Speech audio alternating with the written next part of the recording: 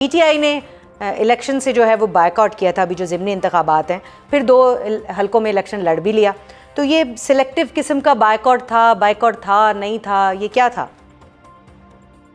बिस्मिल्लाहिर्रहमानिर्रहीम, या का नाबुदो या का नस्ताइन। देखिए इस तरह है, मेरी नज़र में जो अगर आप मुझसे पूछें जी। तो जो एक हल्का था जो कि मियां अजहर साहब की डेथ की वजह से हुआ था, वो इस बाय इलेक्शंस का जो बाकी तरीके थे उनसे हट के था, इसलिए वो एक्सेप्शन था क्योंकि वो डेथ की वजह से हुआ था। एक बात। नंबर 2, जो केपी में जो हरिपुर का हल्का था वो उन्हीं तरीके से था और मेरा ये ख्याल था कि इसके अंदर भी हमें बॉयकॉट करना चाहिए था। जी।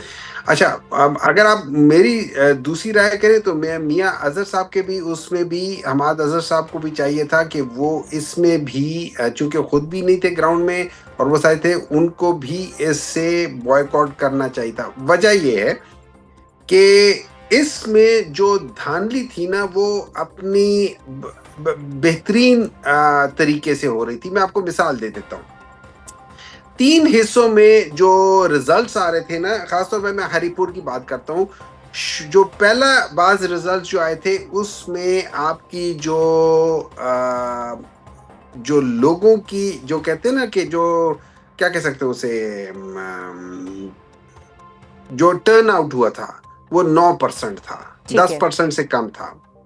आपका जो नेक्स्ट बैच आया था उसमें टर्न आउट जो था वो तकरीबन 45-50% दिखाया गया है और उसके बाद जो तीसरा बैच आया उसमें 70% उसका टर्न आउट दिखाया गया। अच्छा, इस लिहाज से मतलब जो आप ये बता रहे हैं कि जिन हिस्सों के लिहाज से इतना बड़ा turn out, 70% turn out in certain period of time is मतलब ये इम्पॉसिबल है आपके ख्याल में? मतलब ये लेकिन ये तो बताए ना कि ये जो आपने बायकॉट किया, उतने लोग सुने उतने लोग उतनी देर में वोट दे नहीं सकते।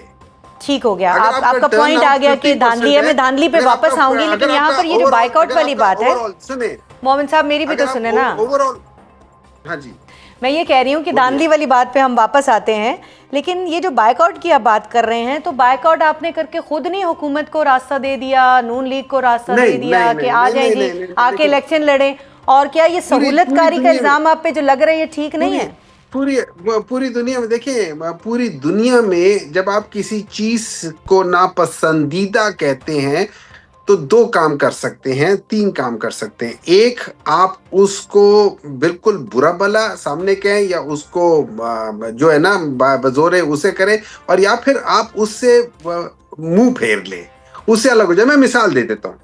हुजूर सल्लल्लाहु अलैहि वसल्लम जब फतह मक्का के बाद दाखिल हुए थे, उन्होंने सबको माफी दे दी थी, लेकिन उन्होंने कहा था, नापसंदीदा होने की वजह से उन्होंने कहा था कि हिंदा को मेरे सामने नहीं लाना क्योंकि ये चीज ठीक नहीं है। उन्होंने उससे एक किस्म का मुंह फेर लिया था। बहुत सारी चीजों से जब वो बुरा भला वो समझते थे वो उससे मुंह फेर लेते थे। दैट इज लाइक आप अपने आप को उससे अलग कर दो।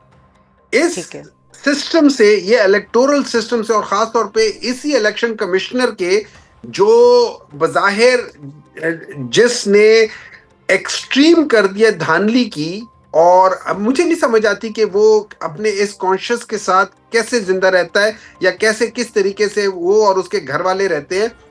इस किस्म की चीज़ों पे जितना उनके ऊपर इल्ज़ाम आया, जिस तरीके से 8 फरवरी वाले इलेक्शंस मैनिपुलेट किए, जिस तरीके से पाकिस्तान तहरीक इंसाफ को बल्ले का निशान लेने की वजह से उन्होंने पाकिस्तान तहरीक इंसाफ को एज अ पॉलिटिकल पार्टी खत्म कर दिया जो कि नॉन आईनी चीज थी, जिस तरीके से उन्होंने नॉन आईनी या गैर आईनी इकदाम किए हैं, मुझे नहीं समझ आता। तो मैं ये समझता हूँ कि इस पूरे सिस्टम से पाकिस्तान तहरीक इंसाफ को बॉयकॉट रखना चाहिए था और इन 2 नशिस्तों पे नहीं लड़ना चाहिए। यानी आप एग्री करते हैं कि जो उमर अयूब साहब की जो अहलिया को ये एक्सेप्शन दी गई, तजाद था कि बाकी सारे हलकों से बॉयकॉट है लेकिन 2 नशिस्तों पे इजाज़त दे दी गई, या उन्होंने अपनी मर्जी से इलेक्शन लड़ा, ये नहीं होना चाहिए था? देखिए, मेरे लिहाज से मैं दोबारा बता रहा हूँ कि जो तरीके थे। एक, जिन लोगों को डिस्क्वालीफाई किया गया, ठीक है, उन डिस्क्वालिफिकेशन में उमर अयूब का हल्का आता है। उस हल्के की बेसिस पे, उन सारी चीजों के बेसिस पे वो उसी कैटेगरी में आते हैं कि जिसमें हम लोगों ने हमने कहा कि हम बॉयकॉट करेंगे। जो हमाद अजहर या मियां अजहर साहब का जो जो हल्का था, उसमें वो एक वफात के बाद, डेथ के बाद वो हल्का खाली हुआ था, वो उस कैटेगरी में नहीं आता, तो उसको फिर हमाद भी अजहर लिवरेज साहब के दी हल्के जा की बात सकती कर है। रहे हैं आप? हाँ जी, हमाद अजहर साहब के लेकिन वाले उसमें साहब की एक जो और थी ना। तजाद भी तो दिखाई देता है ना, उन्होंने ट्वीट की, उन्होंने कहा जी कि ये क्योंकि जाली हुकूमत है और जाली पार्लियामेंट का हिस्सा नहीं बनना चाहता, इसलिए मैं इलेक्शन ही लड़ूंगा, फिर अपने ही कजन को इलेक्शन भी लड़ा दिया, यानी उसको जाली पार्लियामेंट का हिस्सा बना दें। नहीं नहीं, और तजादात देखिए तो वो मौजूद है ना। अपनी बात है, वो ज्यादा अपनी जगह पे, मैं वो दूसरे, मैं सिर्फ बता रहा हूँ वो कंडीशन दूसरी थी, लेकिन लेकिन इस मेरा कंडीशन पे भी तो जनरल, बात होनी चाहिए मेरा ना मेरा पर्सनल जी। मौकफ ये है, मेरा पर्सनल मौकफ ये है कि उनको इन दोनों सीटों पे हमें इलेक्शन नहीं लड़ना चाहिए था। ये मेरा जाती वो है, मुझे नहीं पता पार्टी ने क्या डिसाइड किया क्या नहीं किया, लेकिन मेरा ये ख्याल था कि ये इन दोनों के ऊपर भी इलेक्शन नहीं लड़ना चाहिए था, क्योंकि हमें पता था कि ये होगा। लेकिन हुमायूं अहमद साहब, मौरूसी सियासत के हमेशा से खिलाफ रही है पाकिस्तान तहरीक इंसाफ, और यहाँ पर हम देखते हैं कि उमर अयूब साहब की जब अहलिया का मामला आया, तो क्या ये मौरूसी सियासत नहीं थी कि आपने अपनी ही अहलिया को टिकट दिया? वहाँ पर क्या वर्कर्स मौजूद नहीं हैं पीटीआई के? तो इतने वहाँ पे आपके वर्कर्स हैं जो जानिसार वर्कर्स हैं, जो आपके लिए जाने देने के लिए तैयार हैं, तो उनको मौका देने के बजाय अपनी ही अहलिया को मौका देने का क्या मकसद था वहाँ पे?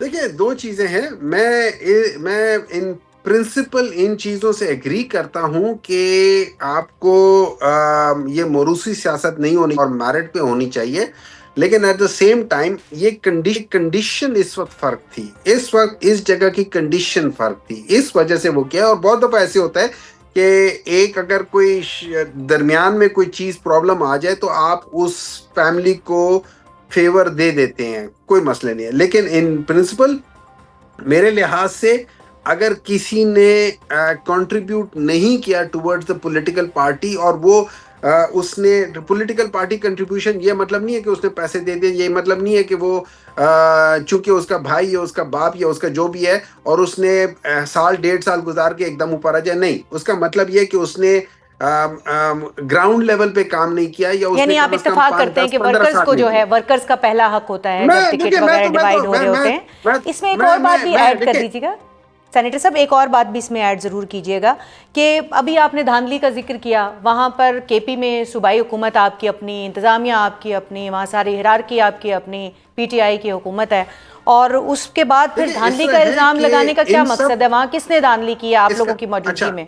अच्छा, इस तरह है कि धांधली जो करते हैं ना, वो इलेक्शन कमीशन करता है, इलेक्शन कमीशन फेडरल उसमें, और जब इलेक्शन कमीशन आ जाता है तो उसके साथ ये याद रखें कि जिस तरीके से जो तस्वीर हमने देखी है, कितनी सच है कितनी झूठ है वो बात की बात है, कि वहां पे आपने देखा है कि हल्के के अंदर जो एक तस्वीर आई थी उसमें आपकी आर्म फोर्सेस के जवान वहां पे उनको पहरा दे रहे थे, लेकिन उसके अंदर दिखाया जा रहा था कि जो पीएमएलएन के बाज जो लोग हैं, जो पोलिंग एजेंट्स हैं, वो अंदर थे और बाकियों को इजाजत नहीं मिल रही थी। एक चीज है, लेकिन ये चीज अंडर कंट्रोल आ जाती है इलेक्शन कमिश्नर के, और इलेक्शन कमिश्नर इलेक्शन कमीशन का 2-3 अरकान पर मुश्तमिल, या इससे थोड़े ज्यादा होंगे, उस पर मुश्तमिल अरकान जो है वो वहाँ केपी में किसी भी सूबे में किसी भी हल्के में जाते हैं, लेकिन बहसियत मजमूई वहाँ पर जो जिले इंतजामिया होती है वो सिक्योरिटी की जिम्मेदार होती है, वो चीजों की नहीं, आपको पता है ना, आपको पता है इलेक्शन के दौरान में जो वहां पे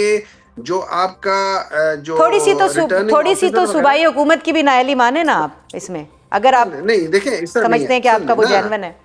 सुन ले, जो पता चल रहा था उसमें तो ये था कि तकरीबन कोई 40-50 हजार के वोट से पीएमएलएन हारी है। जो ऑन ग्राउंड लोग बता रहे, जो बाहर लोग बता रहे, वो तो ये बता रहे वहां पे जो आरओ होता है उसके पास मजिस्ट्रेट पावर्स होते हैं, उसके बाद जो आर्म फोर्सेस वाले या जो भी वहां पे वो हैं, वो उनकी मदद कर रहे हैं, उनको सपोर्ट कर रहे हैं, उनको प्रोटेक्ट कर रहे हैं। अब इनके होते हुए वहां पे ये होना इस किस्म की चीज, अब अंदर फर्ज करें, अब मैं अंदर बैठा हुआ हूँ, इलेक्शंस हो गए, मैं अंदर बैठा हुआ हूँ, बाहर सारी आर्म फोर्सेस खड़ी है, किसी को अंदर नहीं जाने दे रही, अब अंदर मैं जो मर्जी चीटिंग कर लूं, जिस तरीके से मर्जी कर लूं। एक ठीक है, फॉर्म आया, चीटिंग पे आपका पॉइंट आया है, लेकिन उसमें लिखा था, अब ये कहीं चैलेंज तो करेंगे ना। एक मिनट मुझे बोल लेने दे ना जी। उसमें लिखा हुआ था कि जो पीटीआई वाला है उसके 54 है या 64 है, और जो दूसरे उनके 04 हैं। ठीक है, आप कहते हैं कि धांधली हुई, हम आपकी बात मान लेते हैं, लेकिन इसको कहीं चैलेंज तो करेंगे ना। आप देखें कि इलेक्शन ट्रिब्यूनल में अब तक पीटीआई की होने वाली 2 साल में सुनवाई तो हो नहीं सकी, अब इसको किधर चैलेंज करेंगे? मुझे एक बात बताएं, as per the law, as per the constitution, जो विद इन 6 months 180 डेज के अंदर अंदर ट्रिब्यूनल ने फैसले करने होते हैं। 2 साल होने वाले, किस ट्रिब्यूनल ने फैसला किया है?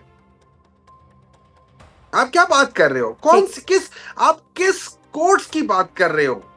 पाकिस्तान में कोर्ट्स हैं कहां? पाकिस्तान में लॉ है कहां? पाकिस्तान में कॉन्स्टिट्यूशन है कहां? तो क्या पीटीआई के जो ऑलरेडी केसेस जो हैं वो गुज़श्ता जो आपने इंतखाबी धांधली के हवाले से केसेस हैं, उनकी अभी समाअत जो है वो आईनी अदालत में होने वाली है, तो पीटीआई क्या उसको एक्सेप्ट नहीं करेगी? क्या अदालत मामलात को एक्सेप्ट नहीं करेगी, या जो उनके हक में मामलात होंगे उनको एक्सेप्ट करेगी और बाकियों को रिजेक्ट करेगी? क्या करेगी पीटीआई? वो क्या था कि कासिद के आते आते एक और खत लिखूं, मुझको पता है वो क्या लिखेंगे जवाब में, ठीक है ना।